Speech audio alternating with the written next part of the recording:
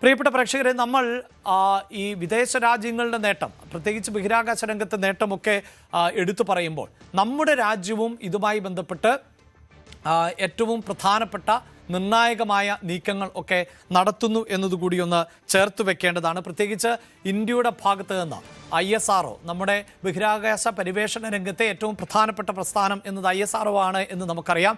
ഇപ്പോൾ നമ്മൾ അഭിമാനത്തോടു കൂടി സൂചിപ്പിക്കേണ്ട ഒന്ന്, ഇന്ത്യയുടെ സ്വന്തം സ്പേസ് സ്റ്റേഷൻ, ആ സ്പേസ് സ്റ്റേഷൻ്റെ നിർമ്മാണം ISRO ആരംഭിച്ചു കഴിഞ്ഞിരിക്കുന്നു എന്നുള്ളതാണ്. ഇതുമായി ബന്ധപ്പെട്ട ഒരു അന്തിമ ഡിസൈന് ഉന്നതതല റിവ്യൂ കമ്മിറ്റി ആണ് അംഗീകാരം നൽകിയിട്ടുള്ളത്.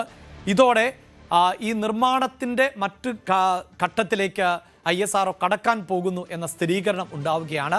രാജ്യസഭയിൽ കേന്ദ്രമന്ത്രി ജിതേന്ദ്ര സിംഗ് ആണ് ഇക്കാര്യം സംബന്ധിച്ച വ്യക്തത വരുത്തിയിട്ടുള്ളത്. അതായത് ഇന്ത്യക്ക് സ്വന്തമായി തന്നെ ഒരു സ്പേസ് സ്റ്റേഷൻ ഉണ്ടാകാൻ പോകുന്നു. ഭാരതീയ അന്തരീക്ഷ സ്റ്റേഷൻ എന്നാണ് ആ സ്പേസ് സ്റ്റേഷനെ പറയുന്നത്. ISROയുടെ നേതൃത്വത്തിൽ ആണ് വിവിധ കേന്ദ്രങ്ങളിൽ ഇതുമായി ബന്ധപ്പെട്ട നിർമ്മാണ പ്രവർത്തികൾ ഇപ്പോൾ ഊർജിതമായി തന്നെ മുന്നോട്ട് പോകുന്നത് എന്നതാണ്. ISRO ആണ് ഈ പ്രവർത്തനങ്ങൾക്ക് നേതൃത്വം നൽകുന്നത്. പക്ഷേ നമുക്കറിയാം, പല ഏജൻസികൾ, സ്ഥാപനങ്ങളൊക്കെയായി സഹകരിച്ചുകൊണ്ടാണ് ഇത്തരം പ്രവർത്തനങ്ങൾ നടത്തുക എന്നതാണ്. ഈ സ്പേസ് സ്റ്റേഷൻ്റെ ഒരു പൊസിഷൻ എന്നത് ഭൂമിയുടെ ഭ്രമണപഥം, ആ ഭൂമിയിൽ നിന്ന് ഏതാണ്ട് 400 മുതൽ 450 കിലോമീറ്റർ വരെ ഉയരത്തിൽ ആയിരിക്കും ഈ പറയുന്ന സ്പേസ് സ്റ്റേഷൻ എത്തിക്കാൻ ഉള്ള ദൗത്യം എന്നതാണ് എടുത്തു പറയേണ്ടത്. ഒപ്പം ഇതിൻ്റെ മറ്റു വിശദാംശങ്ങളിലേക്ക് പോകുമ്പോൾ സ്പേസ് സ്റ്റേഷന് 52 ടൺ ഭാരം ഉണ്ടാകും എന്നുള്ളതാണ്. അതിൽ തന്നെ 5 മൊഡ്യൂളുകൾ ഉൾപ്പെടുന്നതാണ് ഈ സ്പേസ് സ്റ്റേഷൻ എന്നതുകൂടിയാണ് എടുത്തു പറയേണ്ടത്. ഇത് പല ഭാഗങ്ങളായാണ് ബഹിരാകാശത്തേക്ക് എത്തിക്കുന്നത്. അതായത് ഒറ്റഘട്ടത്തിൽ പൂർത്തിയാകുന്ന ഒരു ദൗത്യത്തിനല്ല ഇന്ത്യ തയ്യാറെടുക്കുന്നത്.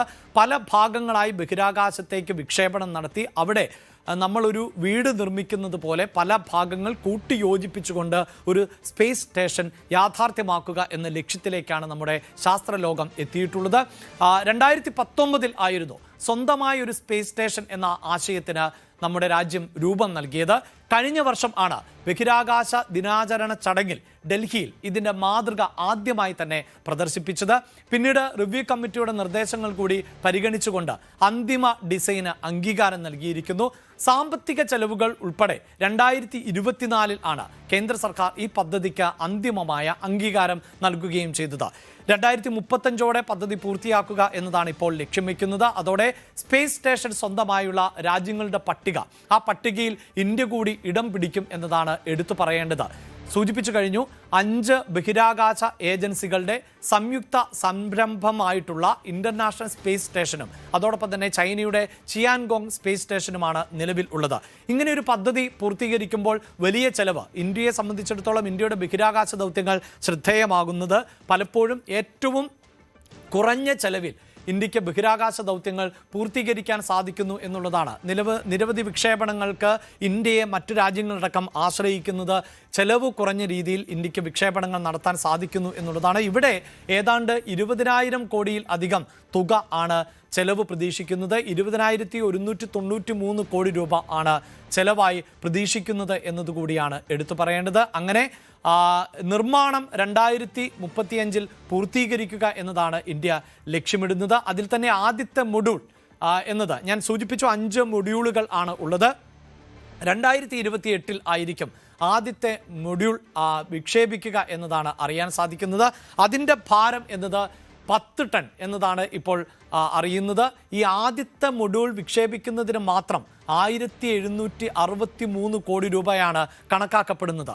ഗഗൻയാൻ ബഹിരാകാശ മനുഷ്യ ദൗത്യത്തിനായി വികസിപ്പിച്ച തദ്ദേശ ബഹിരാകാശ സാങ്കേതിക വിദ്യ ഉപയോഗിച്ചുകൊണ്ടാണ് ഈ സ്പേസ് സ്റ്റേഷൻ്റെ നിർമ്മാണത്തിനായി പ്രയോജനപ്പെടുത്തുന്നത് എന്നതാണ് ഏറ്റവും എടുത്തു പറയേണ്ടത്.